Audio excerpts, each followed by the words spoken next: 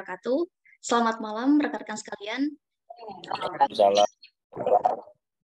Oke, yang terhormat Ketua Umum Farmasi 2023, yang saya hormati para pemateri yang sudah bersedia untuk join bareng kita pada malam hari ini dan berbagi ilmu yang pastinya sangat bermanfaat, dan juga teman-teman sekalian yang sudah bergabung pada malam hari ini, saya ucapkan terima kasih banyak dan selamat. Anda adalah salah satu orang yang termasuk sangat rajin, karena bahkan sebelum masuk kuliah pun Anda sudah berusaha untuk mengumpulkan sebanyak-banyaknya ilmu untuk bisa digunakan di masa depan seperti itu. Baik, izinkan saya selaku moderator, saya Lili Sowana, yang akan memandu sharing session kita pada malam hari ini sampai beberapa jam ke depan. Izinkan saya untuk membuka acara kita pada hari ini dengan melafazkan al-basmalah. Bismillahirrahmanirrahim. Baik teman-teman sekalian, selanjutnya kita akan memanggil Ketua Umum kita, yaitu ada Kak Muhammad Hairi, selaku Ketua Umum Farmasi, untuk menyampaikan sambutan. Dipersilahkan.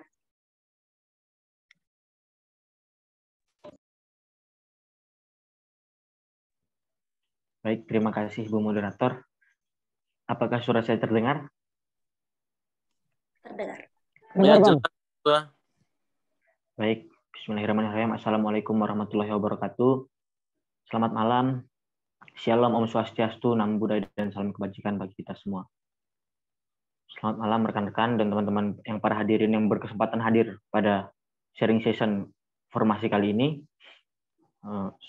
Salam serta salam. Tidak lupa pula kita aturkan kepada Tuhan kita yang Maha Esa, karena atas limpahan rahmat dan karunia-Nya kita dapat berkumpul di sini, yang semoga dalam keadaan sehat walafiat. Kemudian tidak lupa pula kita curahkan salawat kita kepada junjungan alam Nabi besar Muhammad SAW, karena berkat beliau pula kita bisa menikmati nikmatnya ilmu pengetahuan hingga saat sekarang ini. Yang sangat-sangat saya hormati para pembicara kita pada malam hari ini. Yang pertama ada saudara saya Hasbi Allah Alamin yang berasal dari Universitas Mataram. Yang kalau bisa saya cerita dikit merupakan rekan seperjuangan saya pada saat BISMA Preparation 2022 kemarin. Bedanya saya nggak jadi daftar dan Hasbi daftar dan lolos, alhamdulillah. Selamat datang kembali di Indonesia, Hasbi. Semoga bisa memberikan ilmunya kepada teman-teman yang ada di Universitas Mataram, dan banyaklah regenerasi baru harapan kami. Kemudian yang kedua, pembicara kedua yang sangat saya hormati pula, abang kita, kakak kita, Kak John, yang telah meluangkan waktunya di tengah kesibukannya untuk memberikan materi, membagikan ilmu dan pengalamannya kepada kita semua, khususnya mahasiswa jurusan hukum, mengenai Indonesian International Student Mobility Awards. Jadi harapan saya dengan diadakannya sharing session pada malam hari ini, semoga rekan-rekan semua yang mungkin bukan hanya berasal dari Universitas Mataram dapat mendapatkan ilmu yang bermanfaat serta menjadi bekal teman-teman untuk mempersiapkan pendaftaran untuk tahun ini. Saya selaku Ketua Umum Forum Mahasiswa Pengkaji Konstitusi,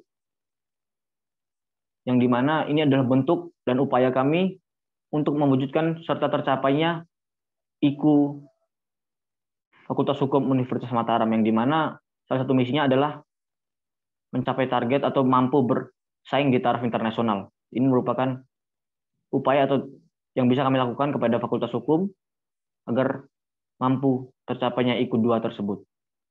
Jadi teman-teman, saya selaku Ketua Forum Mahasiswa Pengkaji Konstitusi pula mengucapkan permohonan maaf apabila nantinya dalam proses ataupun dari sebelum-sebelumnya terdapat salah-salah kata ataupun perbuatan yang dilakukan oleh anggota saya ataupun saya pribadi.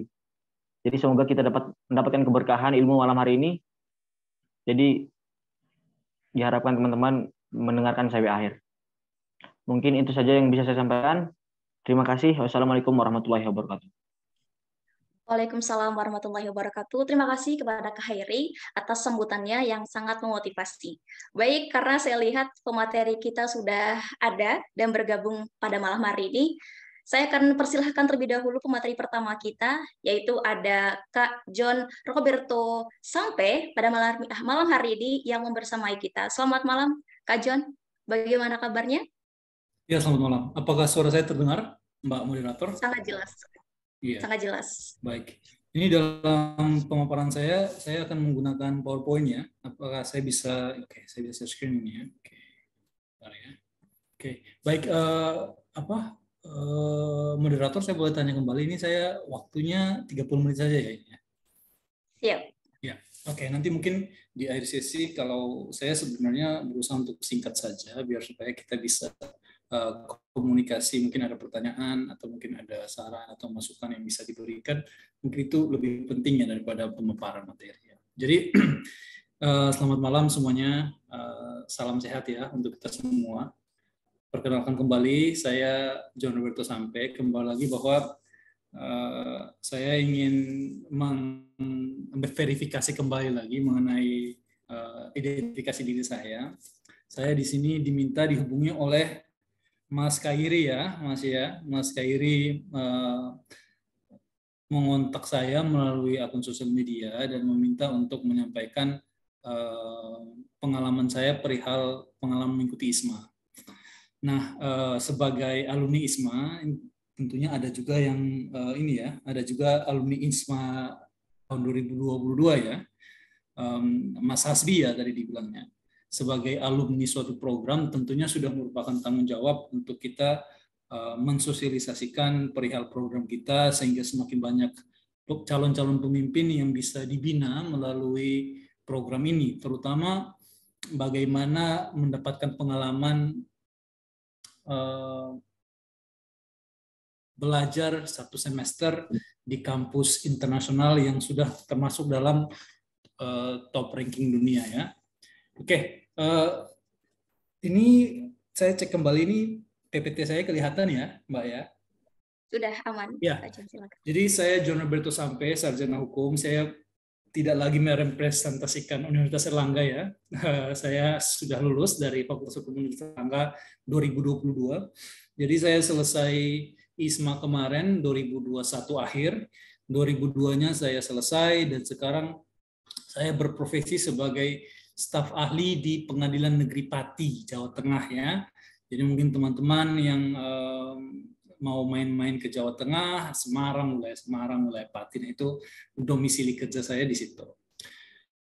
Dalam kapasitas saya berbagi pengalaman kali ini, saya berbicara dari sisi sebagai seorang awardee ISMA 2021, di mana placement saya waktu itu di University of Limerick, Ireland.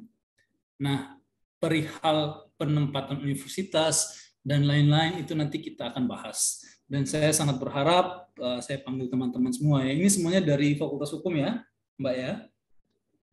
Atau mungkin ada Fakultas Hukum. Iya, mayoritas Fakultas Hukum kita bisa berbicara lebih lanjut, lebih teknis perihal pendaftaran program dan praprogram, pasca program dari ISMA ini. Oke, itu sekian perkenalan secara singkat ya. Yang saya perlu tekankan di sini adalah persiapan itu sebenarnya kita mulai dari sebelum mendaftar, sewaktu mendaftar, dan juga setelah mendaftar. Kenapa tahap persiapan itu saya bagi menjadi 3? Karena ketiga-tiganya ini membutuhkan persiapan yang berbeda, teman-teman. Jadi sebelum mendaftar, tentunya teman-teman harus melakukan riset informasi. Teman-teman bisa melakukan pengecekan secara berkala di website ISMA dan juga sosial media, karena terkadang ada informasi-informasi eksklusif yang lebih cocok disosialisasikan melalui sosial medianya. Nah, kadang-kadang ada info-info update terbaru yang belum dipublikasikan di website, tetapi kemudian sudah dipaparkan di sosial media. Jadi itu penting untuk di-follow.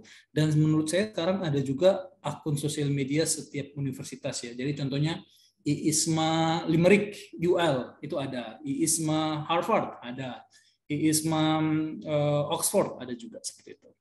Dan yang kedua, teman-teman harus melakukan komunikasi intensif dengan KUI.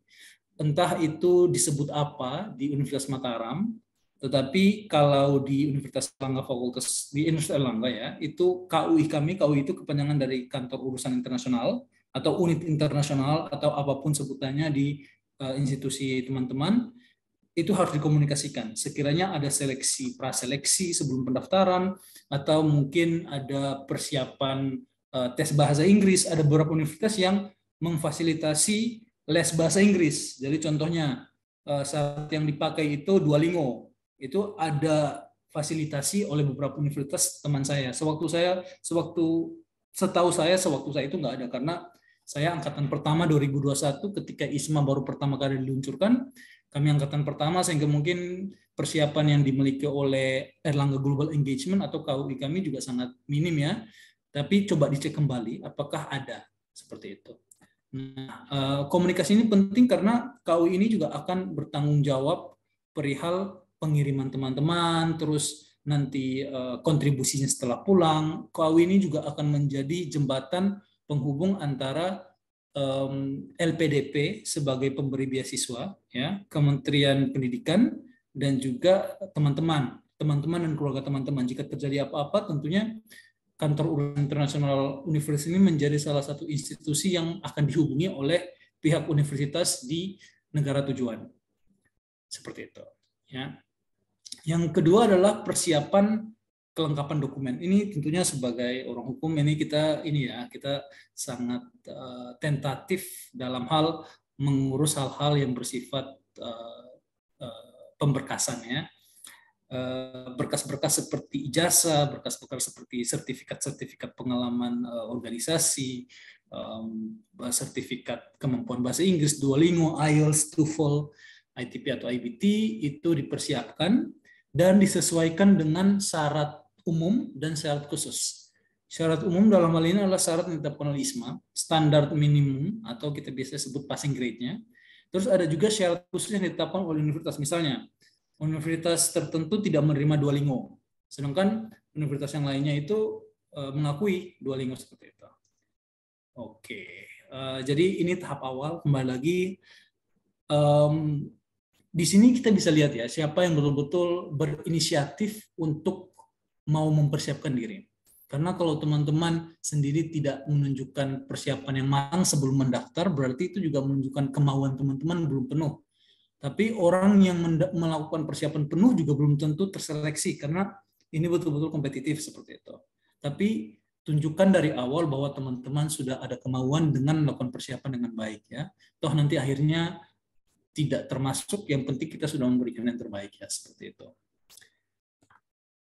Proses seleksi ini yang kemudian adalah proses seleksi. Ini seleksi yang lumayan memakan waktu. Kenapa memakan waktu? Karena menurut perhitungan saya seleksi ini sekitar 1 semester ya, 6 bulan ya, berlangsung pada tahap saya. Kembali lagi saya ingin memverifikasi bahwa apapun yang saya sharing di sini berdasarkan pengalaman saya. Nanti bisa dilihat kembali informasi terkininya di website dan juga di akun sosial media ya. Jadi, pertama itu pendaftaran. Akan masuk ke akun Kampus Merdeka, sekarang sudah ada akun ISMA, terus mengisi online form, formulir online, ada beberapa esai yang harus diisi, dan itu esai-esai yang akan diujikan kembali waktu tahap 2 atau interview. Setelah tahap 1, setelah penyisian tahap 1, tahap 2 itu adalah interview oleh baik itu akademisi maupun praktisi. Itu akan diuji kembali apa yang ditulis itu apakah betul-betul merefleksikan identitas teman-teman seperti itu. Apakah ini yang nulis esai ini orang lain, atau apakah ini dia cuma asal nulis, nggak betul-betul merupakan hal yang dilakukan seperti itu, betul-betul kelihatan seperti itu. Selama objektif ya, dalam hal ini kita hitung interviewnya objektif seperti itu. Oleh karena itu kembali lagi bahwa tahap 1 itu persiapan saya itu, tips saya itu adalah saya sudah dari dulu itu sebelum 2-3 minggu sebelum deadline ditutup sudah harus submit. Kenapa demikian? Karena minggu-minggu akhir sebelum pendaftaran ditutup itu biasanya terjadi terjadi penumpukan di websitenya, sehingga kemungkinan tidak dinamis keberlangsungan kelancaran websitenya, sehingga mungkin terganggu mau submit ini, mau kumpulkan ini kok tidak jadi, terus tiba-tiba akunnya hilang kayak gitu. Jadi hal-hal yang bersifat teknis itu yang melandasi saya kemudian untuk berusaha tidak mepet mengumpulkan dengan deadline-nya seperti itu. Dan tahap kedua itulah interview esai ya. Jadi hal ini betul-betul sesuai dengan apa yang teman-teman tulis, itu harus dipelajari kembali, bahasa Inggrisnya harus diasah ya kan, karena interviewnya akan berlangsung dalam bahasa Inggris, sehingga ini juga menjadi ujian apakah betul-betul koheren antara kemampuan bahasa Inggris yang didaftarkan dan juga kemampuan bahasa Inggris speaking on the spot tadi seperti itu. Yang ketiga itu adalah pengumuman finalisasi. Jadi setelah diselesaikan, peserta akan diumumkan berdasarkan universitasnya. Tentunya kan sewaktu awal itu kita diberikan pilihan untuk memilih 3 universitas preferensi. Namun pada tahap saya, karena mungkin waktu awal, saya tidak tahu tahap berikutnya, karena juga setelah itu saya cuma membantu bidang mentoring saja. Tapi setelah itu kemudian saya sendiri ditempatkan di universitas yang bukan merupakan pilihan saya. Jadi di luar dari 3 preferensi universitas saya. Oleh karena itu teman-teman juga harus sekiranya mempersiapkan diri dan juga harus bersiap diri untuk ditempatkan di mana saja. Tapi teman-teman harus yakin bahwa dimanapun ditempatkan itu merupakan pilihan terbaik. Jadi contohnya dari esai dan interviewnya kayaknya teman-teman ini lebih cocoknya ditempatkan di Inggris, atau kita bisa sebut saja di Scotland misalnya, di Glasgow University ya, karena mata kuliahnya lebih cocok dengan passion dan rencana karir teman-teman. Itu sudah menjadi bahan pertimbangan dari ISMA sendiri untuk menempatkannya itu sesuai dengan karir paling relevan dengan karir teman-teman dan juga mata kuliah yang telah diambil. Jadi kembali lagi bahwa dimanapun ditempatkan itu merupakan pilihan terbaik ISMA, dan juga semua universitas itu sudah disaring dan layak untuk meng-host setiap pertukaran mahasiswa pertukaran pelajar ya, seperti itu ya kita hitungannya ISMA itu. Oke, kemudian saya mau ngomong mengenai benefitnya ya, manfaatnya. Tentunya kalau teman-teman baca itu pasti teman-teman sudah tahu bahwa ini merupakan kesempatan untuk belajar mendapatkan edukasi 1 semester di universitas yang tentu jauh lebih baik dari universitas kita ya, tanpa merendahkan universitas asal kita masing-masing. Tapi ini kalau kita belajar dari universitas yang mungkin sama atau mungkin di bawah kita, tentunya ada hal-hal tertentu yang tidak perlu kita pelajari. Tetapi ketika kita ditempatkan di universitas yang jauh lebih baik dengan fasilitas yang jauh lebih baik, kita bisa mendapatkan suatu pengalaman yang bisa kita manfaatkan untuk berkontribusi nanti setelah sepulang nanti. Nah itu yang paling penting juga ketika mengisi esai, kontribusi sepulang itu sesuatu yang bisa terukur ya, sesuatu yang betul-betul realistis dan juga sesuatu yang bisa direncanakan seperti itu. Jadi ini betul-betul menjadi dasar untuk membangun resume kita untuk prospek karir, dan juga ini juga menjadi ajang untuk kita yaitu belajar bersenang-senang, membangun network, terus memperluas pemikiran, dan hal ini semuanya sudah dibiayai penuh ya. Jadi mungkin ada teman-teman juga yang berniat untuk menabung ya kan. Biasanya kan kalau scholarship itu somehow becomes a way for people to invest ya. A platform to invest. So this is something that is a golden opportunity that you can capitalize.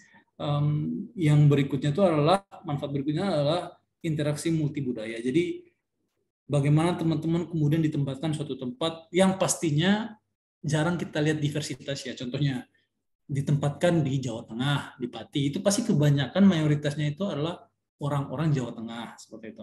Ditempatkan di Mataram misalnya ya, pasti orang-orang Mataram seperti itu.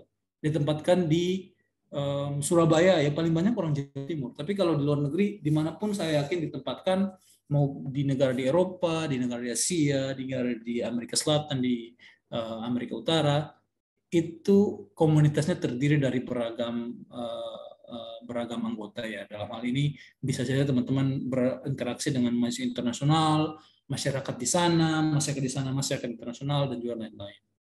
Dan juga yang terakhir itu yang sudah saya sempat singgung bahwa sekiranya dari pengetahuan yang didapat ya, partisipan ini diharapkan mampu mendapatkan ide atau inovasi baru yang dapat bermanfaat bagi komunitas sekitar sepulang program. Jadi sebenarnya ini adalah visi dan misi utama dari ISMA.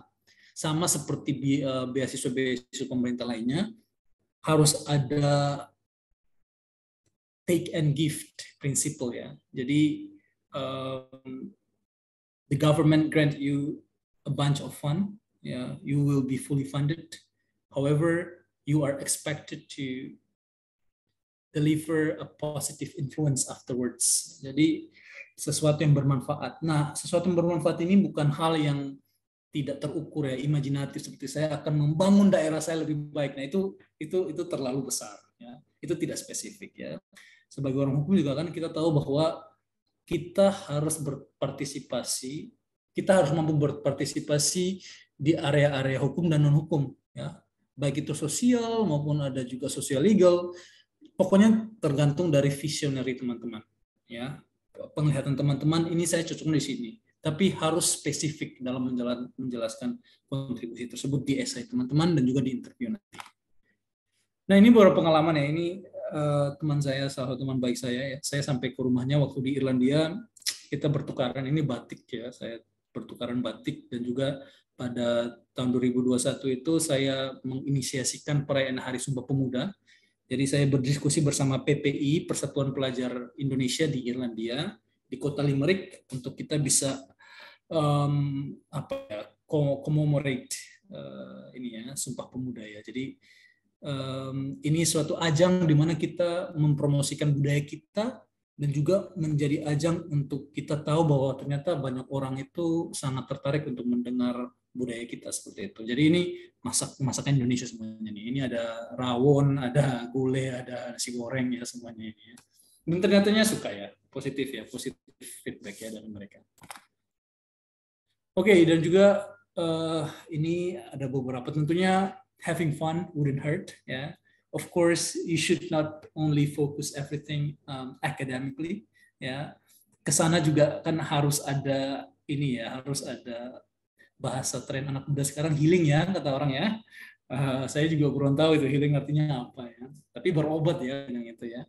Jadi teman-teman juga akan bisa memanjakan diri di tempat-tempat. Kalau di Irlandia itu tempatnya di dataran tinggi, sehingga ini di Cliff of Moher, terus ini di satu kerajaan saya lupa, terus ini di Dublin College Trinity Library ya. Ini salah satu perpustakaan yang cukup terkenal di dunia ya, di Dublin sorry.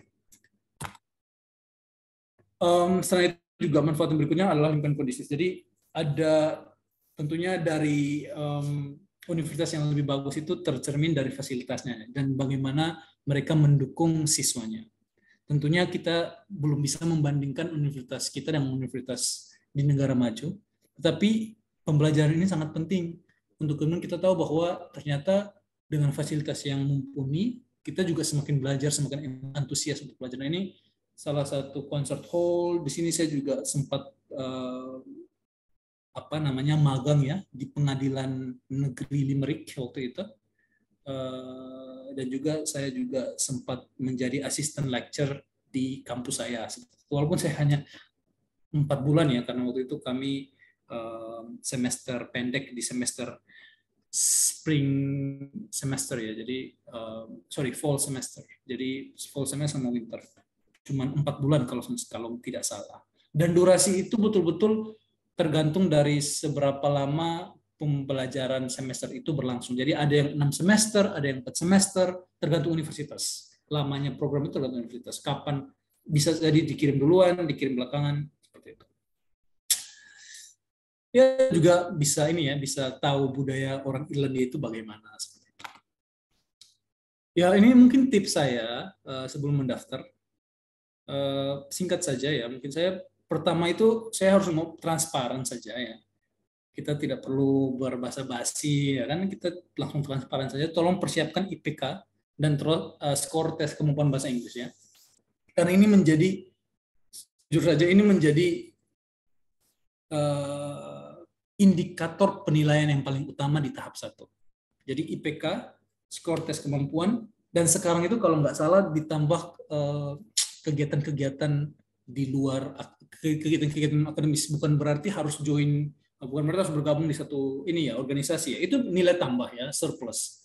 Tapi kalau seandainya ikut lomba, delegasi dan lain-lain, itu penting. Karena mau tidak mau sekarang prestasi itu bukan cuma diukur melalui nilai saja, tetapi mulai dengan hal-hal yang terjadi di luar kelas, prestasi-prestasi di luar kelas seperti itu. Karena sebenarnya itu yang lebih penting, itu yang lebih menunjukkan kemampuan soft skill seseorang seperti itu. Yang kedua itulah melakukan riset mata kuliah dan lingkungan sekitar universitas destinasi.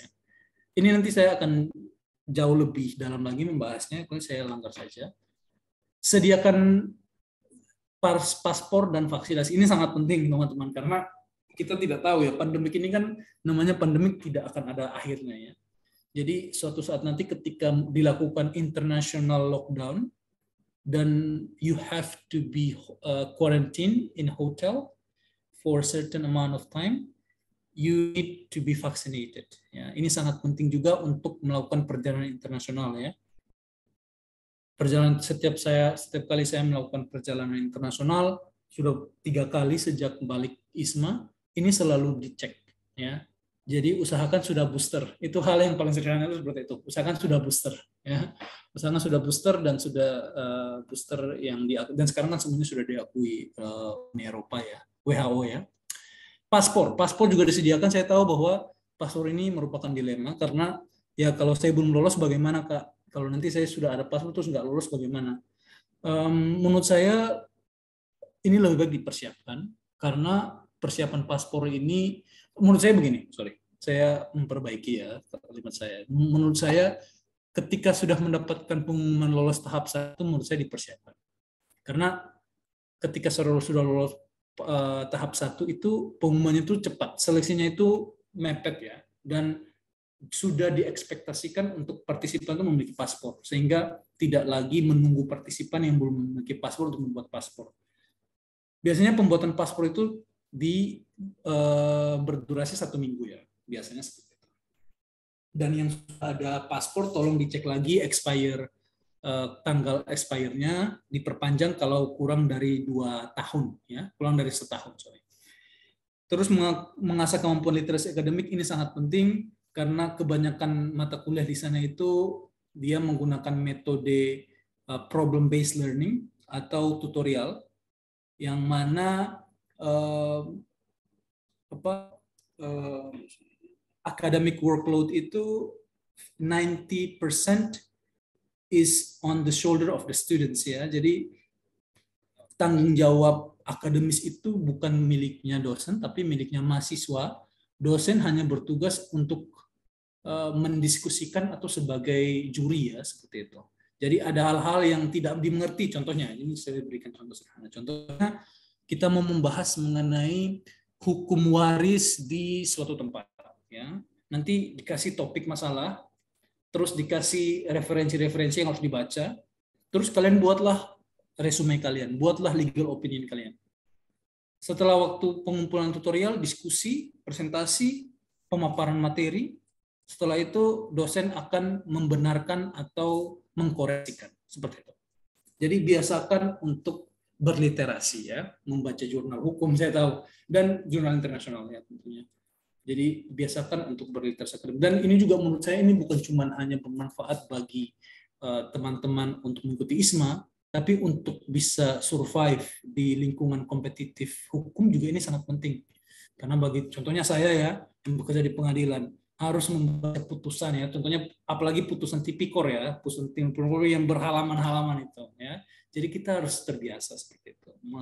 Kita harus academically illiterate ya, seperti itu. Yang kelima, mempersiapkan fisik dan psikis ya. Ini terkadang terdengar sederhana, apalagi teman-teman kuliah yang sekarang tinggalnya di kos-kosan ya, hidup mandiri ya. Karena bilangnya ya saya udah terbiasa hidup independen, ngapain persiapan kayak gitu kan. Tapi betul-betul ada, bukan masalah kuat atau lemahnya, tapi ini kita ditempatkan di suatu atmosfer yang sangat berbeda, dengan cara berbicara orang yang berbeda, cara mereka makan dan minum yang berbeda. Mungkin ada kelas dengan teman-teman seapartemen, akan ada kelas dengan dosen, akan ada kelas dengan tukang parkir, akan ada kelas dengan kasir di supermarket. Hal-hal yang sederhana itu membutuhkan persiapan. Jadi betul-betul harus mempersiapkan fisik, jangan sampai sakit di sana ya, karena perbedaan cuaca atau pergantian musim, dan juga mempersiapkan psikis, diskusi dengan orang tua. Jangan sampai sudah lulus, kemudian orang tua nggak mengizinkan, ya kan? Seperti itu kan, banyak juga seperti itu. Ya, sekiranya itu tips sebelum yang mendaftar. Terakhir mencoba ya. Jadi harus kayak tadi dibilang oleh Mas Karir nggak jadi ikut ya, Mas Karir ya. Nah itu ditanya lagi tuh, kenapa mungkin tidak ikut? Kalau pertimbangannya memang nggak bisa ikut, ya kita mau bagaimana lagi. Tetapi lebih baik dari awal tidak ikut daripada kemudian sudah lolos, kemudian baru nggak, tiba-tiba ada sesuatu yang membatalkan. Nah itu bahaya tuh seperti itu. Jadi usahakan mencoba, dan saya bilang gini sebagai alumni, saya bilang bahwa ISMA ini sebenarnya setiap tahun kuotanya diperbanyak, ya. Dan saya sendiri ini, walaupun saya Fakultas Hukum Airlangga, saya asalnya ini dari Kupang, Nusa Tenggara Timur, ya. Jadi kalau mau bilang anak daerah, saya juga anak daerah. Ya. Kalau mau bilang saya dari keluarga yang pas, ya saya dari pas-pasan. Saya juga merantau waktu di Surabaya kemarin. Jadi kalau kayak saya begini bisa, kalau kayak Mas Hasbi bisa, pasti teman-teman juga bisa. Dan terkadang itu ada orang yang sudah sebelum mendaftar sudah takut. Ya. Menurut saya daftar atau tidak daftar, kalian tidak akan kekurangan sesuatu apapun, kan? Daftar pun kalau nggak lulus ya sudah nggak lulus kayak gitu. Yang penting sudah mencoba, daripada nggak daftar sama sekali tanpa pertimbangan. Kalau seandainya sakit atau dan lain-lain yang nggak bisa perjalanan internasional, dipahami. Tapi hal-hal yang mungkin karena takut nanti ada apa-apa di sana, ya kan, takut nggak bisa bahasa Inggris, menurut saya itu hal-hal yang sudah tidak menjadi bagian dari diskusi lagi ya anak-anak zaman sekarang, apalagi anak-anak UNRAM ya. Teman-teman UNRAM, saya yakin yang penting persiapan saja. Yang penting persiapan, kuncinya di persiapan. Kalau seandainya tidak lulus pun, yang penting kita sudah mencoba. Itu yang paling penting. Oke, berikutnya ini saya mau lebih khusus kepada mahasiswa hukum ya. Yang perlu dipertimbangkan itu ada 3 faktor dalam memilih, dalam mengikuti ISMA ini. Yang pertama itu adalah pemilihan negara, pemilihan universitas, dan juga pemilihan mata kuliah. Ini saya cepat saja karena ternyata ini sedikit lagi ya, waktunya sudah lewat ya. Negara yang sesuai itu coba perhatikan sistem hukumnya. Ya. Contohnya, apakah sistemnya hukum itu civil law, common law, atau campuran. Ya. Saya kemarin itu saya juga kemarin sangat senang memilih Irlandia karena Irlandia itu dia menganut sistem hukum berbeda dengan kita. Ya. Kalau kita kan ini mengikuti adopsi dari Belanda ya, yang mana kita menggunakan sistem hukum Belanda, sistem hukum, dan kebanyakan negara Eropa sudah menggunakan sistem hukum Belanda. Tapi dalam hal ini Irlandia ini masih mengikuti sistem hukum Inggris, yang mana common law, ya, yang mana ada juri dalam persidangan kalau di bidang saya litigasi. Oleh karena itu saya di sini sempat bekerja di seperti tadi Limerick Courthouse, saya sempat bekerja di situ. Terus saya juga sempat diundang untuk mengobservasi sidang di kota Galway. Terus saya juga pernah ikut kegiatan di Supreme Court of Dublin. Ya. Jadi hal-hal seperti ini sebenarnya kita manfaatkan. Ya. Contohnya teman-teman tertarik di bidang kenotariatan, ya silahkan magang di sana. Jadi cari sesuatu negara yang kira-kira sistem hukumnya sesuai dengan teman-teman mau pelajari. Atau teman-teman mau bekerja mau mendapatkan pengalaman kerja di kejaksaannya, di public prosecution institution. Silahkan seperti itu. Tapi perhatikan sistem hukum dan peraturannya seperti apa. Apakah peraturan ini sama atau tidak. Itu sangat diperhatikan sebagai mahasiswa hukumnya. Nah ini contohnya saja. Ini contoh ruang sidang di Irlandia. Walaupun dilarang mengambil foto ya, tapi karena sudah sering jadi ya nggak apa-apa, diambil aja fotonya. Terus yang berikutnya adalah universitas juga sangat menentukan ya. Contoh-contoh seperti moot court ya, terus peneliti, teman-teman ingin melanjutkan S2 di bidang apa ya contohnya ya, di bidang kriminologi ya. Ternyata researcher kriminologi ada di universitas ini. Silahkan seperti itu. Karena teman-teman akan mendapatkan peluang besar untuk melakukan komunikasi lanjut untuk S2, untuk tesis teman-teman. Teman-teman saya ini sebenarnya sudah dilarang ya. Waktu saya itu kemarin saya tesisnya itu saya ujian skripsinya itu di Irlandia. Jadi saya bimbingan sekaligus ISMA. Saya tesisnya itu waktu itu di Irlandia. Walaupun sekarang sudah dilarang ya seperti itu. Jadi kemarin saya itu tesisnya itu salah satunya itu dibantu oleh supervisor saya di Limerick tadi, di Universitas Limerick tadi. Nah, itu yang kenapa universitas itu penting untuk dijadikan landasan pertimbangan. Yang kedua adalah jangan sampai kesempatan belajar hal baru terlewatkan. Jadi ini adalah courses-nya. Jadi mata kuliahnya jangan sampai teman-teman itu menganggap remeh. Jadi dicari informasinya, dicari sesuatu yang kira-kira teman-teman tidak mendapatkan kesempatan untuk belajar hal tersebut di kampus dan fakultas teman-teman di Universitas Mataram. Jadi pelajari sesuatu yang kira-kira ya, contohnya kayak ngapain kita belajar mengenai Penjaskes ya kan, tentunya itu sangat jauh ya relevansinya. Tapi hal-hal seperti communication across culture ini adalah transkrip saya. Terus crime and criminal justice, introduction to political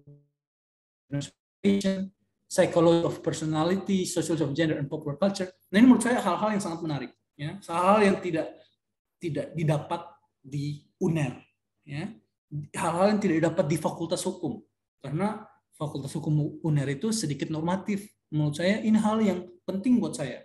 Penting buat saya yang saya berencana tahun ini melanjutkan studi juga kriminologi, Master of LLM, tapi di bidang spesialisasi kriminologi dan forensik di luar juga. Dan ini menjadi dasar saya seperti itu. Oleh karena itu jangan sampai teman-teman mencia-siakan kesempatan untuk belajar hal-hal baru. Nah ini transkrip saya. Ya, teman-teman saya yakin ketika di sana sudah bisa menemukan selak-selaknya dalam mempelajari, teman-teman saya yakin bisa mendapatkan nilai tinggi. Ini juga kemarin juga mendapatkan ini ya, saya mendapatkan istilahnya insentif ya dari mendapatkan salah satu IPK tertinggi di kampus seperti itu. Dan ini juga merupakan ciri khas dari ini ya orang Indonesia itu tekun-tekun seperti itu. Ya ada juga teman-teman saya yang jalan-jalan terus nggak ikut kelas ya kan, ya ikut kelas titip absen ya kan, ada juga seperti itu. Tapi absensi di sana bukan merupakan pertimbangan ya. Jadi terserah kalau mau bolos terus, tapi ya transkripnya ya jelek toh seperti itu. Nah jadi ya menurut saya manfaatkan saja kesempatannya seperti itu. Nah info lengkap silakan teman-teman, kembali lagi kami alumni itu selalu diinfokan untuk merujuk kembali kepada isma.kemendikbud.go.id. Kami tidak bisa berbicara asal bicara, tapi kami juga harus kembali mengingatkan calon-calon pendaftar ini untuk melihat kembali semua info yang telah disediakan di ISMA, oke? Di websitenya. Semoga teman-teman semua dibukakan jalannya bagi yang ingin mendaftar, dan dalam proses pendaftaran dipersiapkan sebagaimana usaha yang telah ditaruh, hasilnya juga Tuhan bukakan jalan, semoga bisa mendapatkan hasil yang memuaskan, balik kembali dengan kontribusi ya yang positif kepada kampus, kepada teman-teman sekitar, dan juga kepada komunitas ya. Oke, demikian presentasi saya ini. Saya lebih tertarik untuk kemudian mau mendapatkan pertanyaan. Silahkan saya kembalikan lagi kepada Mbak Moderator, disesuaikan waktunya. Terima kasih sekali lagi. Baik, terima kasih pada Kak John Sampe yang luar biasa banget, sangat menginspirasi, dan Nelly yakin banyak banget yang sudah menyiapkan pertanyaan dari banyaknya proses yang sudah Kak John lalui, mulai dari prates atau bahkan sebelum registrasi sampai pada akhirnya menjalankan program. Itu semuanya perlu namanya preparation atau persiapan. Jadi dari tingkat pertama pun sampai terakhir pasti berbeda dan bukan proses cepat untuk mencapai semua itu. Dan sebelum kita beralih ke pembicara berikutnya, saya akan persilakan buat teman-teman untuk bertanya, bisa raise hand ya, bisa menyampaikan langsung pertanyaannya kepada Kak John dari atas materi yang sudah beliau sampaikan sebelumnya. Silakan teman-teman yang ingin bertanya. Mungkin ada yang ingin ikut untuk ISMA tahun ini, dan semoga dibukakan jalannya oleh Allah. Oke, ada yang bertanya mungkin bisa raise hand langsung. Mohon maaf, ini berarti Saya buka 2 pertanyaan. Bagaimana? mohon maaf sebelumnya. Ini kan pendaftarannya sudah dibuka ya kalau nggak salah ya, ISMA ini.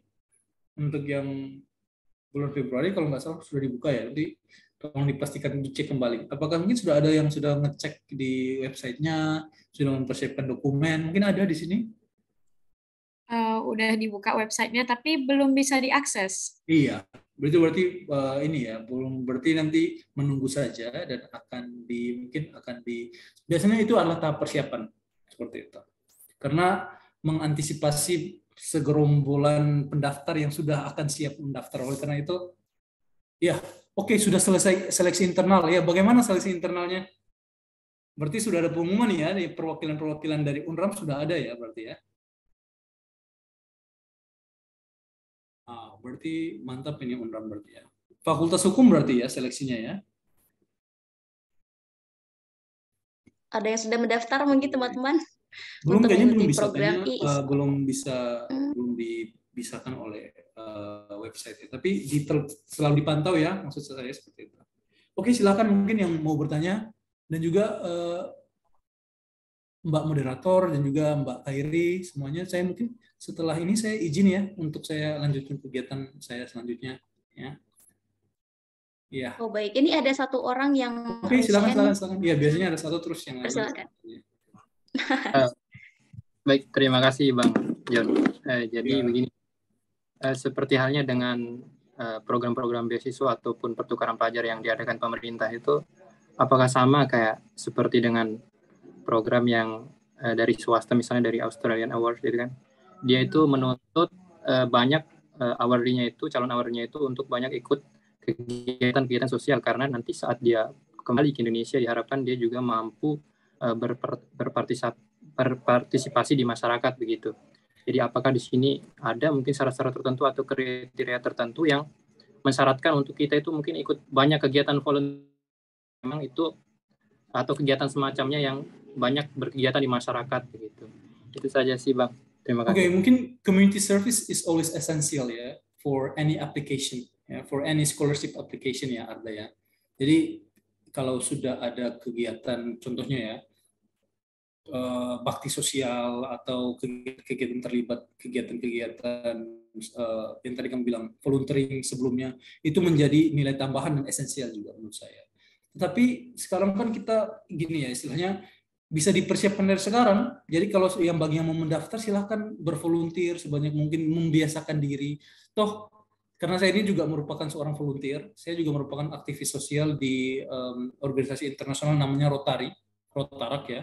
Jadi saya memang sudah 2016 sudah menjadi servant of my community. Tapi untuk teman-teman yang baru memulai silahkan, karena volunteering itu selalu menjadi dasar penilaian dan penilaian positif di semua aplikasi kerja, aplikasi kuliah lanjut. Saya saja kemarin waktu supervisor saya untuk S2 ditanya, apa kamu juga aktif di community service di bidang lain? Iya, saya aktif. Jadi community service itu menurut saya menjadi suatu hal yang direkomendasikan untuk setiap aplikasi. Jadi yang belum ada, menurut saya tidak ada salah untuk memulai dari sekarang ya. Bisa dalam hal apa saja ya, seperti itu. Baik. Terima kasih Arda ya. Baik Arda, apakah sudah Arda juga masuk Fakultas Hukum ya Arda ya? Oke. Iya benar Bang. Kak John lagi ada satu lagi yang raise hand, boleh? Karena silakan, ada Kak Hairi yang mau bertanya. Silakan. Oke, silakan Kak Hairi. Terima kasih kesempatannya, saya izin bertanya. Untuk Kak John sendiri, seperti yang kita ketahui kan, rata-rata negara di Eropa itu menganut sistem common law ya. Apalagi Irlandia juga menganut sistem common law. Nah, apakah perbedaan sistem hukum terhadap kita yang menganut civil law ini menjadi sebuah hambatan dalam di mata kuliahnya atau kursnya? Karena kan akan berpengaruh juga kepada kita yang menerima pembelajaran, atau justru sebaliknya tidak ada hambatan sama sekali Kak. Mungkin itu saja, terima kasih. Ya, terima kasih Kak Eri. Mungkin saya juga berpikir yang sama, bahwa di Eropa itu semuanya common law. Ternyata tidak. Ternyata Irlandia itu menjadi salah satu negara tunggal di Eropa yang common law. karena Inggris kan sudah bukan Eropa lagi, bukan masuk ke European Union lagi ya. Jadi Irlandia itu adalah salah satunya negara Eropa yang menganut sistem common law. Yang lainnya itu sudah civil law, seperti Belanda. Jadi walaupun terjadi perbedaan, menurut saya itu bukan hambatan. Tetapi di sini kita belajar kan. Teman-teman sudah pernah lihat sidang yang tiba-tiba yang kuasa hukumnya itu berapi-api menjelaskan bukan pada hakim tetapi pada juri. Ya itu menjadi betul-betul saya ketika mengobservasi sidang itu betul, terutama sidang karena saya di pekerjaan saya sekarang di divisi kriminal dan juga tindak pidana khusus, saya jadi sangat menjadi dasar saya untuk menceritakan pengalaman saya di praktik di pengadilan negeri bahwa kita kadang-kadang ada hal-hal yang terlalu rigid ya. Kalau kita lihat common law, kita lihat mereka lebih fleksibel, mereka argumentasinya jauh lebih hidup dan lebih meyakinkan, lebih convincing seperti itu. Nah, ini bukan menjadi hambatan kayak itu, tapi ini malah menjadi suatu kekayaan dalam ilmu kita. Akhirnya kita tahu, kita bukan cuma hanya biasa kan kalau teman-teman nonton reality show atau American movies itu kan common law. Tapi kemudian kita hanya habis di cuman menonton, menyaksikan. Tapi kita menyaksikan itu jauh sangat berbeda. Bagaimana mereka berargumentasi, bagaimana kemudian hakim itu mereka menunjukkan bukti di persidangan. Bagi saya yang orang yang tertarik di bidang litigasi, bidang persidangan sangat menarik, bukan hambatan, Kak Eri. Dan mereka juga tertarik kepada sistem hukum kita. Jadi kita bisa saling bertukar informasi seperti itu, Kak Eri. Semoga membantu ya informasi ini. Oke, berikutnya. Silahkan. Baik. Kak Heri, apakah sudah cukup terjawab? Sangat Jadi terjawab. perbedaan bukan hambatan bagi Kak John, seperti itu. Oh, ada lagi yang raise hand, Kak John, lagi satu orang. Ada Yusron. Silakan Yusron.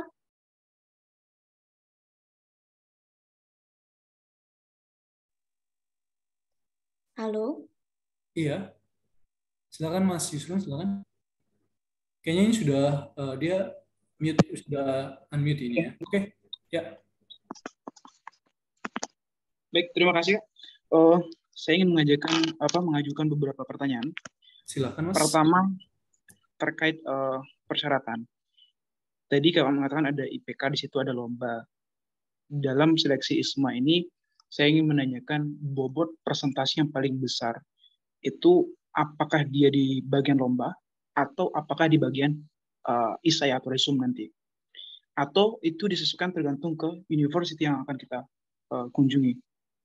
Karena di beasiswa pun ada beberapa itu lebih menitik beratkan pada IPK, ada yang lebih menitik beratkan kepada beasiswa.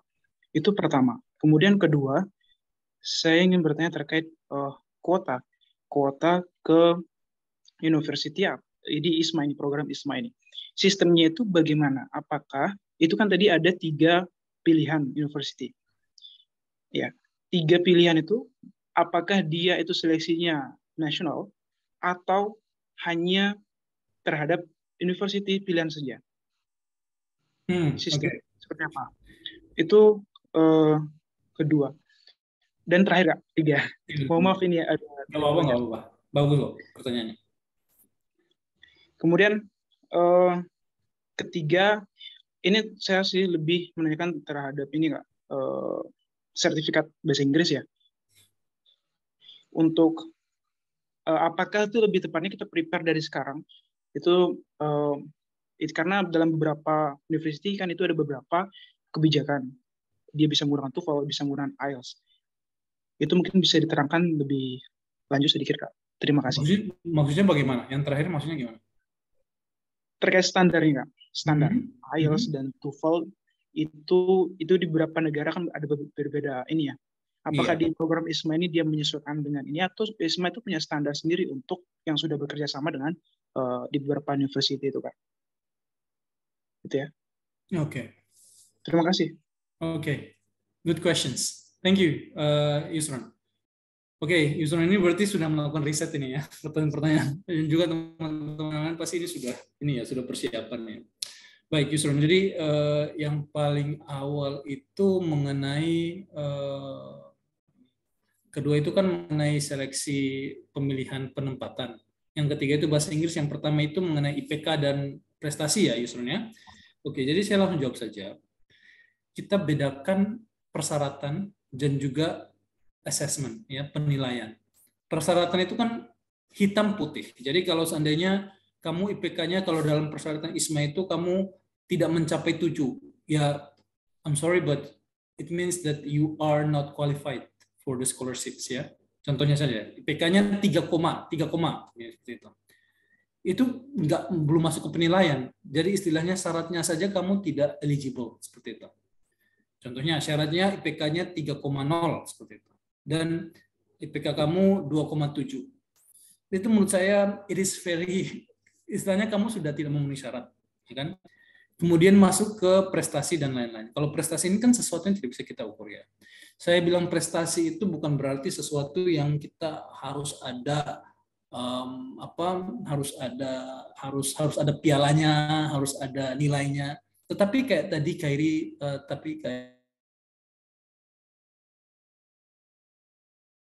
ada tadi bilang seperti bidang social activity, ya, keterlibatan di bidang-bidang sosial itu juga merupakan hal yang bersifat non-akademik. Pada intinya itu adalah kamu bukan cuman hanya siswa yang cuman hanya ambisi di dalam kelas, tapi juga berkontributif di luar kelas. Mau itu melalui prestasi, melalui volunteering, melalui pelayanan sosial, terserah, ya. Nah, itu tidak terukur. Itu menjadi penilaian. Tapi kalau yang menjadi syarat itu jelas, ya. Angkanya jelas. IPK-nya berapa? Ini kayak gitu. Kalau kamu nggak memenuhi, berarti ini. Kalau memenuhi, berarti kamu memenuhi syarat, seperti itu.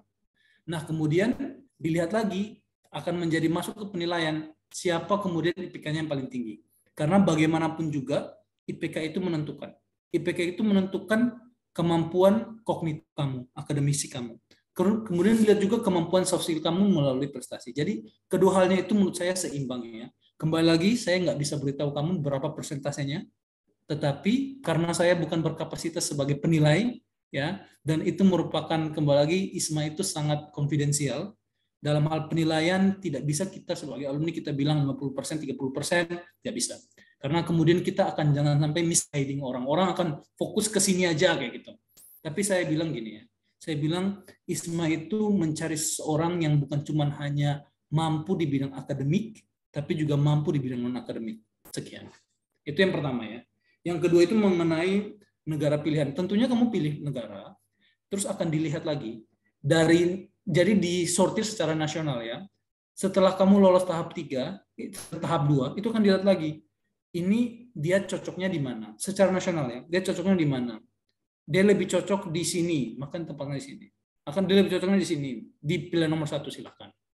Tapi kemudian dari pilihan-pilihan nomor 1 itu istilahnya sudah terlalu banyak, ya, sudah melebihi 30-an orang.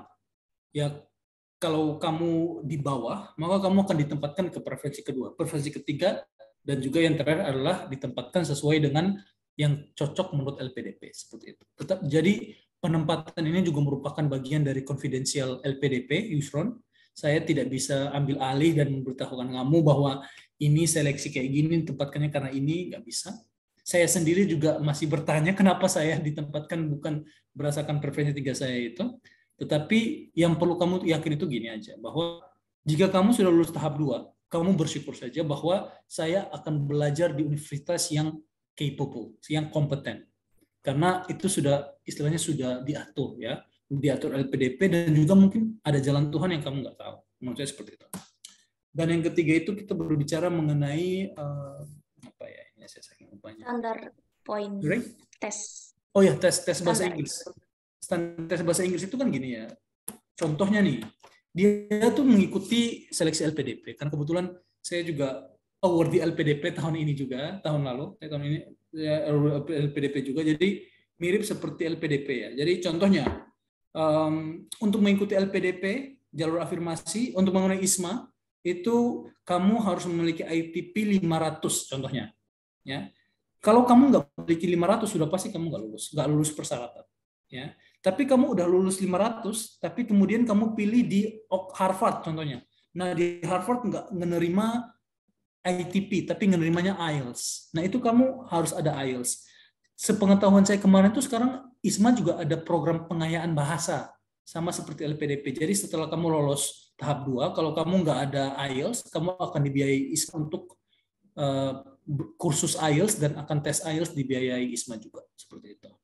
Jadi kamu ikuti kembali, menurut saya ada, karena kemarin saya ikut pengayaan bahasa LPDP, ada juga siswa pengayaan bahasa ISMA, seperti itu. Jadi Yusron, yang kamu bedakan sertifikat bahasa Inggris untuk mendaftar ISMA dan untuk apply kepada universitas, karena bisa jadi berbeda. Contohnya Duolingo.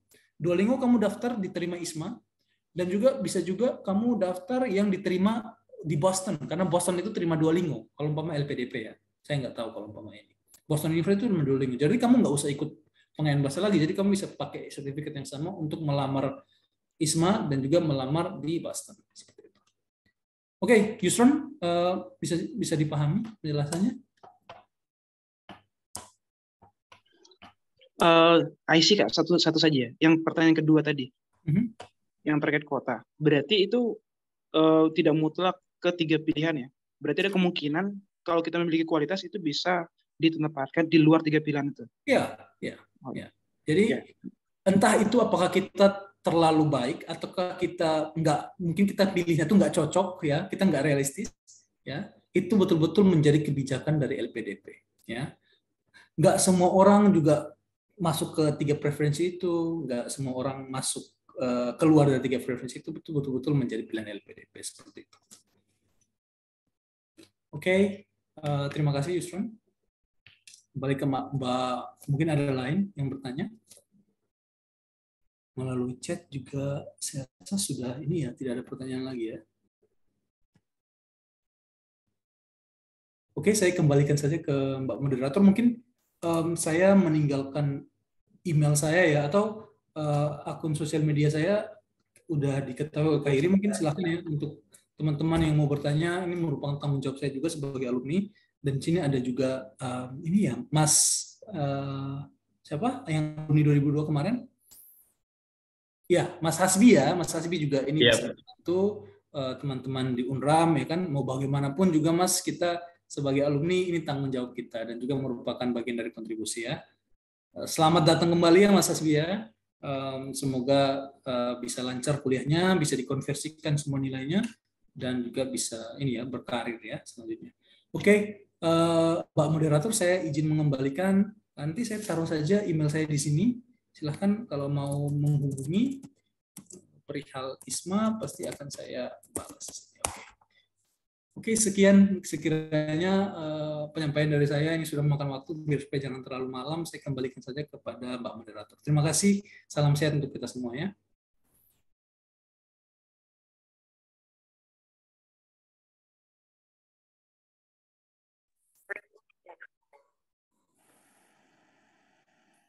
Halo, suara saya terdengar? Terdengar. Saya izin off cam karena sinyalnya tidak stabil. Iya. Oke. Saya juga ini ya, saya juga izin pamit ya. Saya izin pamit kepada Mas Terima Khairi. kasih banyak Izin Kak pamit John kepada atas waktunya Nelly, luar biasa. Terima kepada kasih banyak Mbak Hasbi, ilmunya Kak John. kepada Siap, terima kasih. Yusron, semuanya, Arda dan juga teman-teman lain. Saya sangat terbuka untuk komunikasi perihal ISMA. Sekiranya penyampaian saya itu bisa memberikan inspirasi buat teman-teman ya. Yang saya mau bilang itu terakhir ini aja, bahwa daftar saja dulu, ya kan? Toh nanti keterima atau enggak, yang penting sudah ada usaha dulu, daftar di persiapan seperti itu.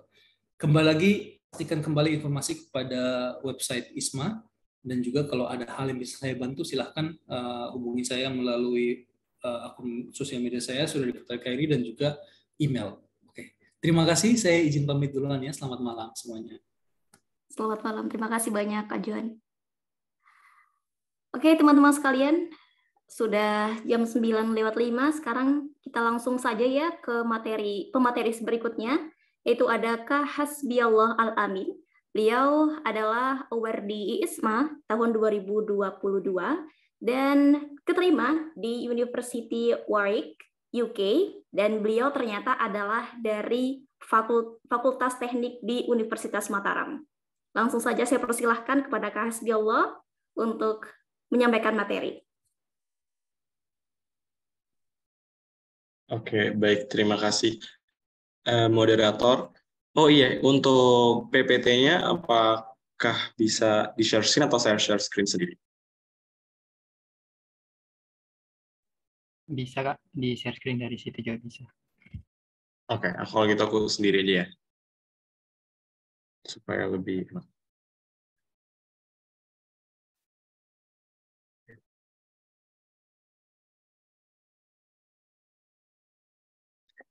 Udah kelihatan belum? Sudah aman. Oke. Assalamualaikum warahmatullahi wabarakatuh. Selamat malam semua. Kenalin, nama aku Hasbiul Halamin, biasa dipanggil Hasbi, dari Fakultas Teknik Universitas Mataram, program studi Teknik Informatika. Nah, pada malam hari ini bakalan nyampain informasi mengenai ISMA, Indonesian International Student Mobility Awards 2023. Tadi Kak John udah banyak banget bahas tentang ISMA, mulai dari tahapan seleksinya, and bahkan ke as complicated as legal system di negaranya, pertimbangan-pertimbangan memilih univ, dan lain sebagainya. Jadi, I think I'm gonna wrap everything up dan adjust, karena ada beberapa hal yang di ISMA 2021 itu sudah tidak berlaku di ISMA 2022 maupun 2023, karena ada perubahan peraturan dan lain sebagainya. Oke, just a bit about me. Nama aku Hasbiul Halamin. Tadi ini udah bukan jadi visiting student di Warwick. Aku suka baca buku, and I'm a bit perfectionist.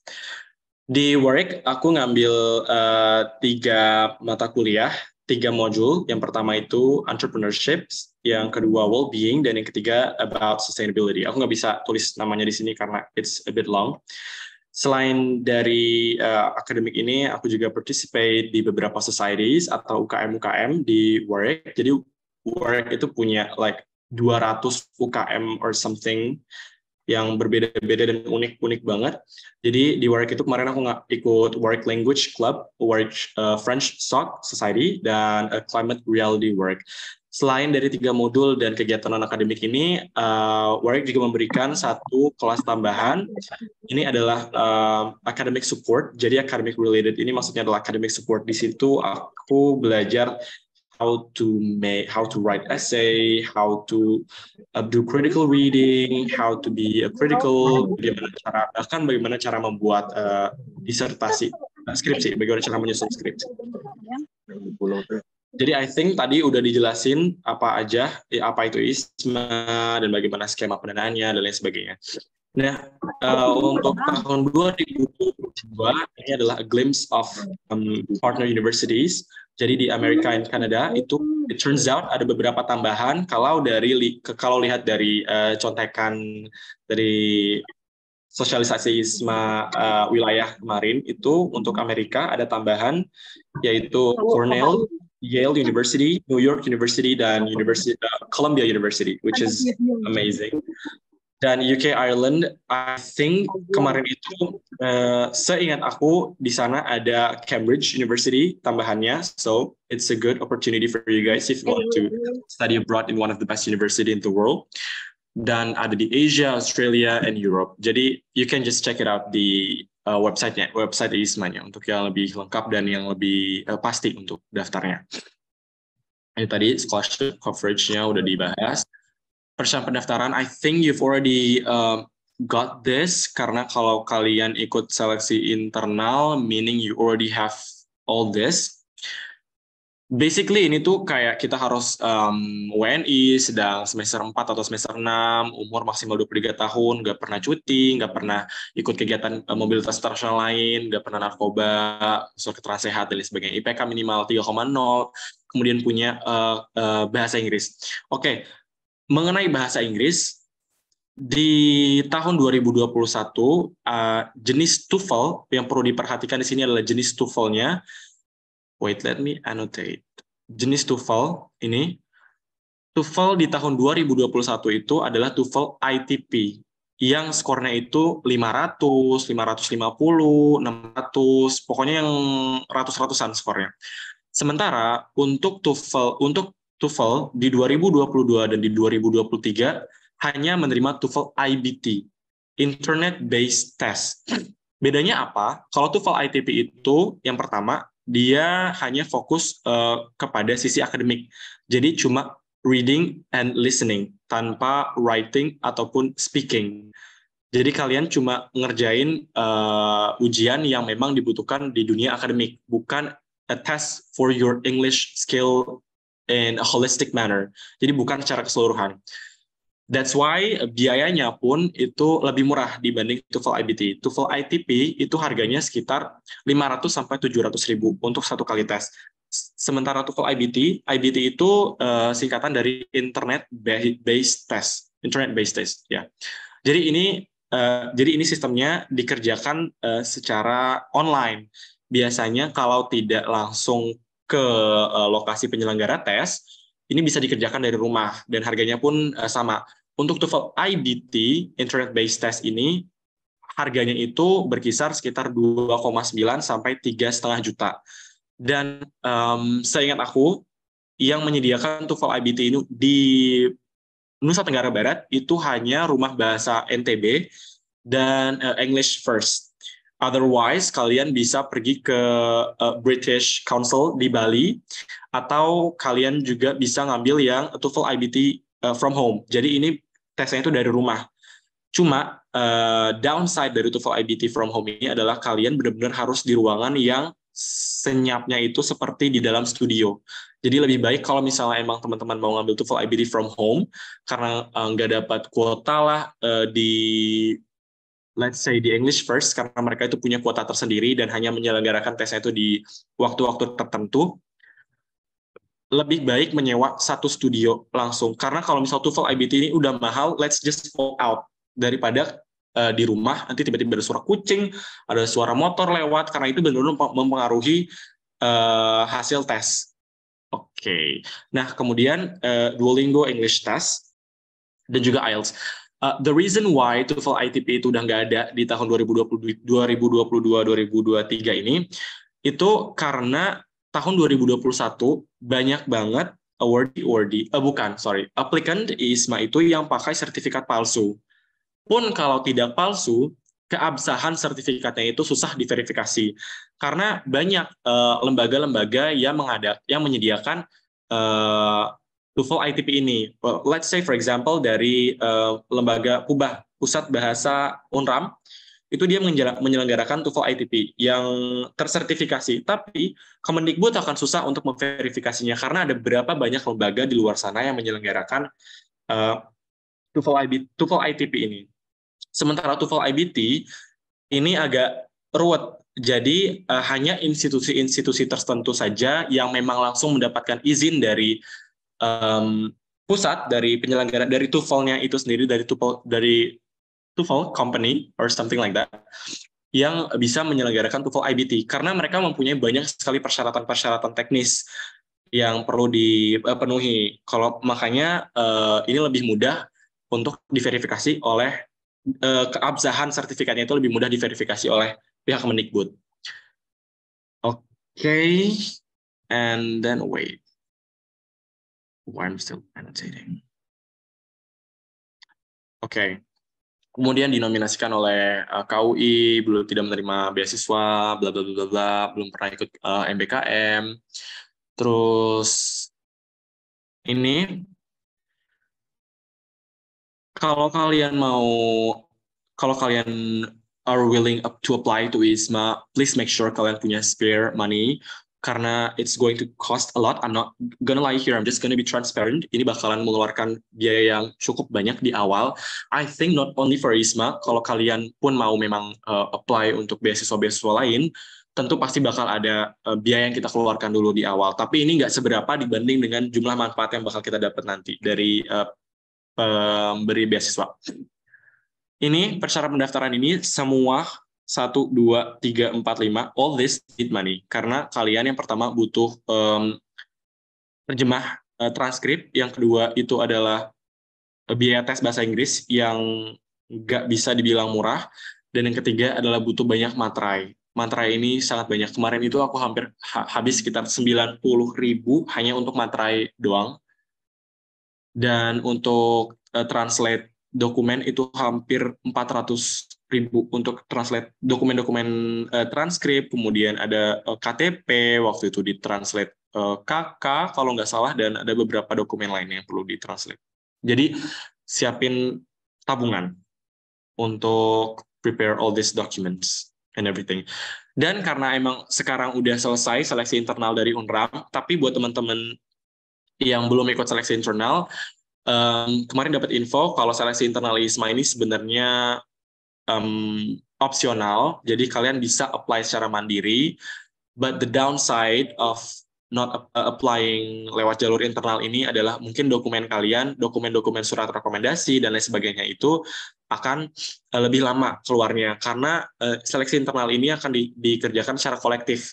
Jadi semua yang apply untuk seleksi internal akan diberikan surat rekomendasi secara bersamaan. Pun kalau teman-teman nggak ikut seleksi internal, kemungkinan akan surat rekomendasinya itu akan datang setelahnya. Jadi gitu. Dan I think kalau nggak ikut seleksi internal itu nggak dapat mentoring yang dari UNRAM-nya. Karena buat teman-teman yang ikut seleksi internal, I think you've already got the info kalau besok bakalan ketemu di yes, I will be there with you guys untuk jadi mentor dan ngasih glimpse of how the interview and everything will be conducted ketika ujian interview nanti, seleksi interview maksud aku. Jadi see you tomorrow buat yang lolos seleksi internal and congrats. Yeah, this is everything. And then ini timeline program untuk yang 2022. Ini adalah timeline terbaru. Jadi untuk pendaftarannya adalah ini dibuka hari ini, tanggal 8 Februari sampai 1 Maret. Correct me if I'm wrong ya, karena ini kemarin aku dapatnya dari PPT seleksi wilayah. Tanggal 8 Februari sampai 1 Maret, kemudian seleksinya itu dari bulan Maret sampai bulan April, tanggalnya belum tahu, dan pengumumannya nanti bulan April, persiapan keberangkatan, April, Juni, kemudian Juli, Maret, ini pelaksanaan programnya. Ini adalah keberangkatan kalian. Jadi bulan Juli ini adalah keberangkatan yang paling awal dan kemungkinan bulan Maret ini bulan Juli itu adalah keberangkatan paling awal dan Maret 2024 itu keberangkatan paling akhir. Yap, betul. Desember. Dan terakhir adalah laporan. Oke, I think ini juga tadi udah dibahas tentang seleksi administrasi, kemudian ada ujian wawasan kebangsaan, ini adalah ujian kebinekaan. Tes kebinekaan, mungkin ini it sounds very cheesy karena pertanyaan-pertanyaan ini itu sangat normatif kayak apabila teman saya berkelahi, saya akan upload sosial media, B melapor guru, C melerai dan sebagainya. It's very normative. Dan ini baru ada di ISMA 2022. Kemudian tadi terkait pilihan uni karena kita masih bahas seleksi administrasi. Jadi kalian itu bakal milih pilihan uni itu di awal. Untuk tahun 2021 memang pilihannya itu adalah ada 3 pilihan uni diberikannya. Sementara untuk tahun 2022 itu hanya diberikan 2 pilihan. Dan kalau di tahun 2021 di antara 3 pilihan itu kita masih bisa lolos, tapi di pilihan yang bahkan kita nggak milih. For example, aku milih yang gampang-gampang kayak, maksudnya gampang-gampang namanya kayak Harvard, Oxford atau Cambridge gitu. Terus tiba-tiba aku keterimanya di Warwick, padahal aku nggak milih Warwick gitu. Ini nggak bakal terjadi di tahun 2000. Ini kemarin nggak terjadi di tahun 2022, kecuali memang ada hal-hal tertentu yang mengharuskan awardee-nya itu dipindah ke negara lain. For example, tahun 2022 itu ada 3 awardee ISMA di India, di IIT Bombay. Itu mereka ternyata dari pihak kampusnya, dari pihak IIT Bombay-nya itu cancel, mengundurkan diri dari ISMA. Jadi 3 award ini harus dipindah ke negara lain. Ini kalau nggak salah ke Taipei, either ke Taipei atau ke Taiwan untuk dipindahnya. Itu karena memang ada urgency untuk mereka dipindah for the sake of bentuk pertanggungjawaban kalau memang mereka eligible untuk ikut. Tapi it's not gonna happen kalau memang tidak ada urgency apa-apa. Jadi either kalian lolos di pilihan itu atau tidak sama sekali. So those are the options untuk 2022. Kemungkinan untuk tahun 2023 bakal kayak gitu juga mungkin. Oke, kemudian ini adalah prompt essay untuk tahun 2022. Yang pertama yang di-highlight itu adalah academic achievement. Terus yang kedua adalah how to engage with the local communities. Dan yang ketiga adalah bagaimana cara kita mengatasi kesulitan, akademik, or anything. Dan yang keempat ini adalah health condition. Health condition ini baru ada di tahun 2022, ISMA 2022. Sebelumnya itu hanya 3 esai ini. 2021 itu cuma 3, dan di 2022 ini ada tambahan ini. Dan untuk 2023, maybe ada tambahan baru, atau mungkin diganti kalimatnya, cuma isinya, substansi esainya itu masih yang ini. It's very easy to do as long as you know yourself and you have people to proofread your essay. Karena selalu minta orang untuk proofread essay kamu, karena your essay will never be perfect when the first time you made it. Nggak bakal bisa sempurna hanya dalam satu kali nulis. It's not gonna happen gitu. Kalian mungkin ada typo di sana, grammatical mistakes and everything. Mungkin alur ceritanya yang kurang greget dibaca sama orang, and sort of stuff. Jadi make sure your friends, your family, atau mungkin academic professionals juga baca essay kalian supaya kalian bisa dapat input how to improve your essay to make it better and more engaging. Kemudian, ini adalah statistik 2022, ada 7.501 applicants di seluruh Indonesia, dan awardee ISMA-nya hanya 1.159. It might seems like it's not that much, tapi believe me, 7.501 ini mereka adalah orang-orang hebat, so do not ever underestimate your opponents, no matter what, karena mereka juga might be lebih far better than you. Dan to be very honest, ISMA 2022 ini, aku selalu kaget ngelihat CV orang-orang yang keterima ISMA 2022 atau ISMA 2021. Kayak, how did you manage to get intern di sekretariat negara? Kayak, what? How? Itu keren banget. Banyak banget orang-orang yang kayak gitu. 2021-2022. Kemudian ini statistik 2022. Ini teman-teman bisa akses di web ISMA. I think kalaupun bisa diakses web ISMA yang lama, yang isma.id, bukan yang isma.kemendikbud. Jadi ada beberapa hal di sini yang perlu diperhatikan. Yang perlu paling diperhatikan adalah English score dan GPA. Untuk contoh, for example, untuk Warwick, tempat aku, GPA paling rendah untuk apply adalah 3,47 dan paling tinggi itu 3,92. Itu yang applicants-nya. Kemudian untuk yang score IELTS-nya itu 8,5 dan Duolingo English test-nya, score-nya itu range-nya itu 140 sampai 150.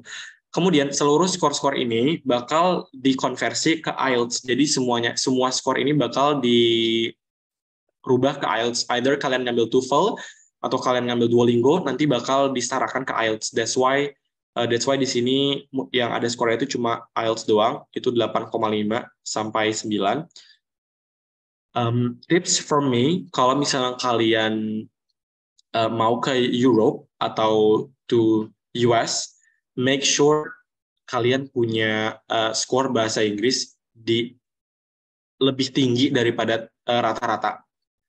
Jadi you have to gain a very high score in terms of English proficiency test, karena these are the English spoken country, so they expect you to be able to speak English properly in a well manner, and most likely academic manner, which is even harder than just in casual talk, something like that. Dan make sure kalian juga nggak ngambil uni just because you don't have like a very strong background for why choosing the correct uni. For example, you choose Korea University just because you like K-pop. It is a good thing if you can manage to, make the story really, really suitable for you, for how you're going to achieve your goals and everything. But if your sole reason is just to meet your Lee Min-ho in Korea, I think that's not a good thing to say. That's why kemarin itu ada beberapa komplain dari ISMA langsung, mengapa Korea University ini sangat banyak di-apply, aplikasinya sangat banyak, tapi jumlah awardees-nya itu hanya 10% dari yang apply. It's like, why? Mereka juga bingung.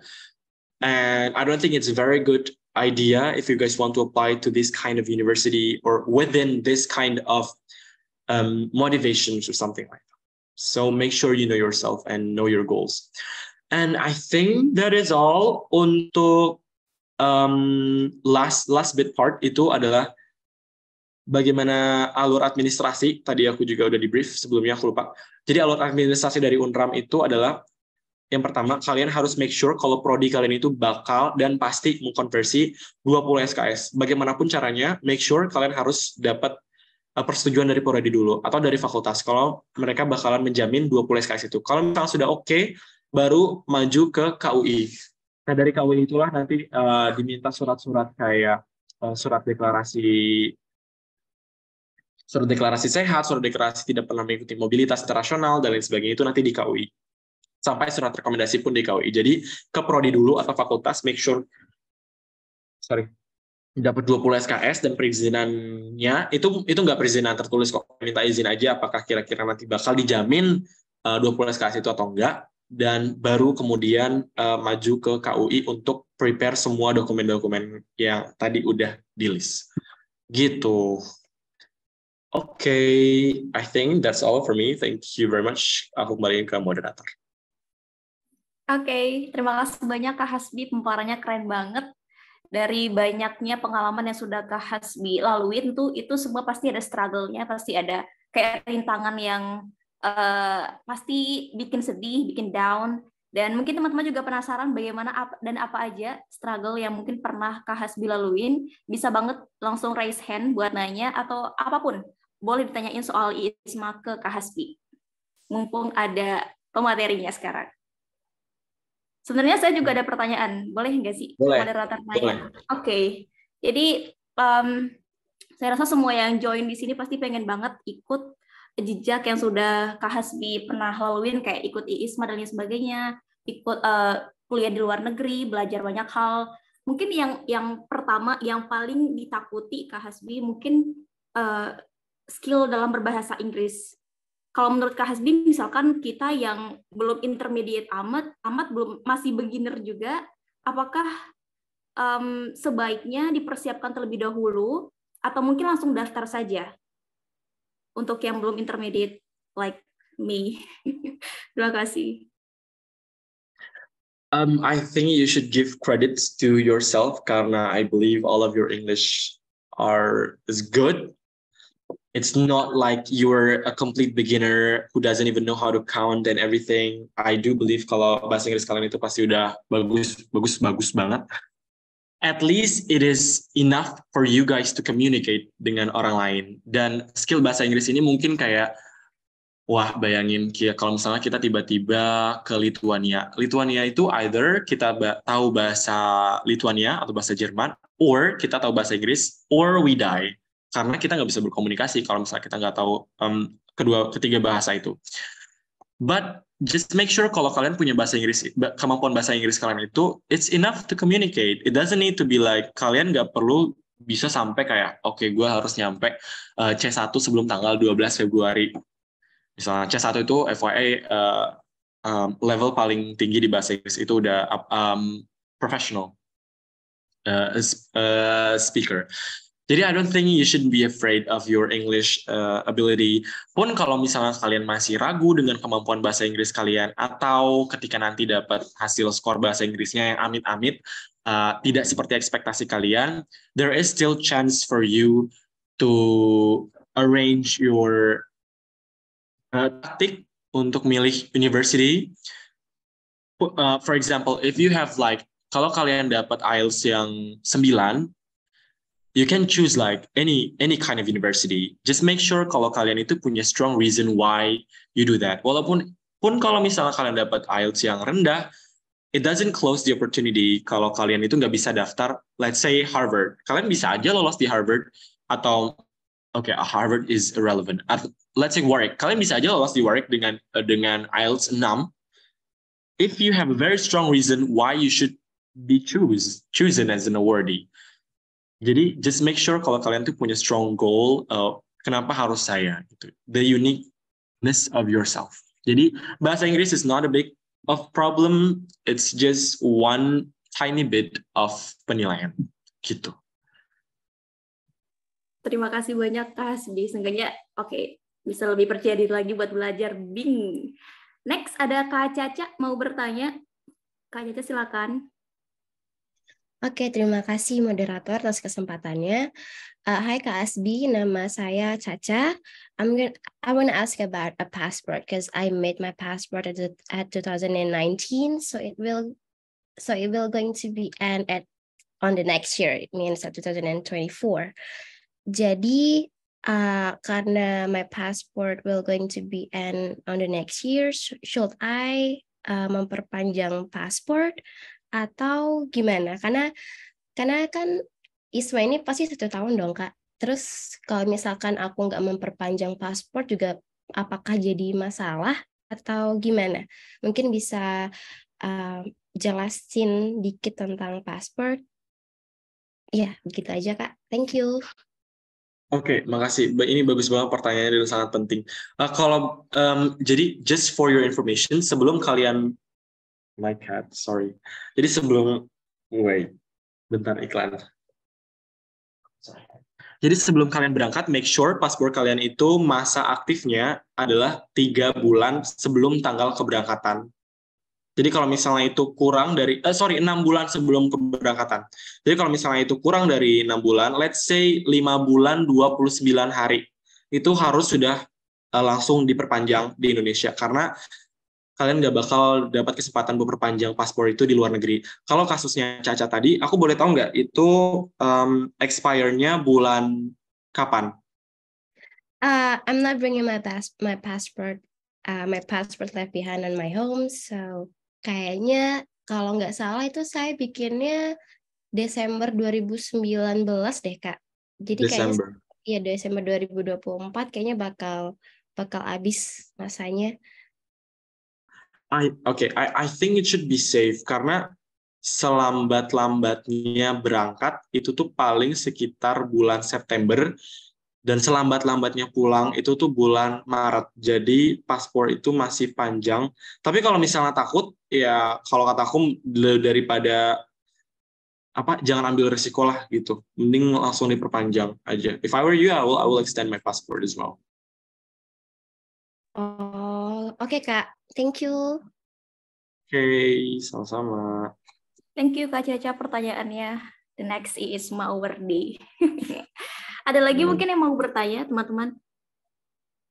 Silakan raise hand. Kita masih punya waktu untuk bertanya.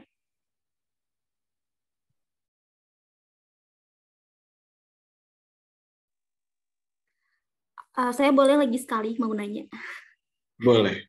Oke, jadi di sini saya mau tanya soal misalkan kalau ada yang mau ikut tapi dia sudah jadi awardee beasiswa lain gitu, apakah masih tetap boleh ikut? Karena kalau di yang saya baca-baca sebelumnya di IISMA ini nggak boleh menerima yang sejenis, maksudnya dari Kemdikbud mungkin apa seperti itu. Oke, untuk syarat tahun 2022 ini saya ingat, kita lihat aja di sini, jangan saya ingat. Untuk syaratnya itu tidak menerima beasiswa yang diberikan oleh Kemendikbud. Ini tidak menerima beasiswa dari Kemendikbud atau dari LPDP. Kalau misalnya teman-teman dapat beasiswa unggulan atau dapat KIPK, ini bisa dibicarakan ke fakultas masing-masing atau ditanyakan ke KUI karena setiap universitas ini beda-beda regulasinya. Contohnya UI itu kalau misalnya kita dapat beasiswa unggulan dan lolos IISMA dan ngambil IISMA, maka beasiswa unggulan ataupun KIP kita itu bakal di stop. Jadi balik dari IISMA itu kita sudah bukan jadi penerima beasiswa unggulan atau KIPK lagi. Nah, jadi lebih baik ditanyakan ke fakultas atau ke prodi dulu terkait hal ini, karena ini beda-beda kasusnya, gitu. Oke, terima kasih banyak Kak Hasbi. Sekarang sudah pukul 21.35, mungkin sudah nggak ada yang mau nanya lagi. Terima kasih banyak Kak Hasbi atas materinya, luar biasa banget, dan ikut bangga juga karena ternyata dari UNRAM ada yang lolos IISMA, dan semoga tahun ini atau bahkan berikutnya tetap ada yang dari Unram, maybe dari Fakultas Hukum juga, amin. Amin. Dan boleh kita foto bareng dulu, silakan panitia, bukan panitia sih, teman-teman yang di media buat screenshot kita, foto kita. Oke, silakan semuanya on cam, biar nanti pas diri bisa ikut repost juga.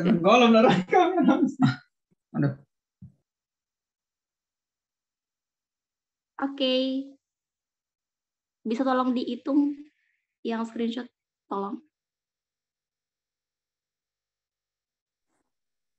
Oke, tunggu bentar.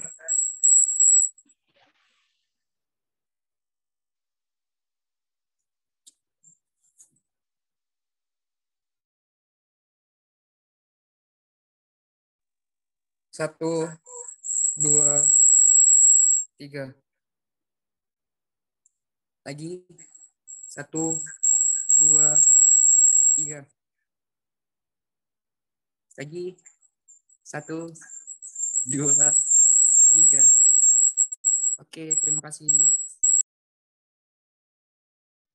Oke, terima kasih banyak. Terima kasih Makasih, banyak juga Bang. sudah membersamai kita pada malam hari ini. Maaf juga tadi agak telat untuk materi pertama karena emang asik banget juga ngobrolnya. Dan sekali lagi terima kasih buat teman-teman juga yang sudah bergabung malam hari ini. Semoga ilmunya bisa diterapkan dan dimanfaatkan. Guys, semoga rezeki tahun ini dapat lolos ke kuliah di kampus yang kalian mimpikan atau bahkan bukan, tapi rezekinya di sana. Terima kasih semuanya. Saya Nelly Suara. Makasih Bang Basbi. Warahmatullahi wabarakatuh. Terima kasih semua. Semangat ya.